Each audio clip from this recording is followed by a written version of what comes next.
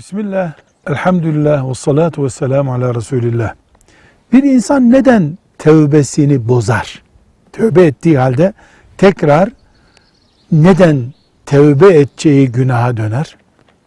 Özellikle Allah-u Teala korumazsa kul hep ayağını kaydırır diyelim ama asıl sebebin de kul daha önce hangi ortam nedeniyle günaha bulaştıysa o ortam ona tövbesini bozdurur tekrar.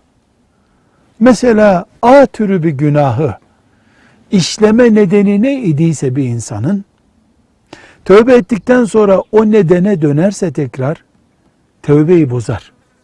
Bunun için tövbe eden bir Müslüman günah işlemesine sebep olan o ortama bir daha dönmemelidir.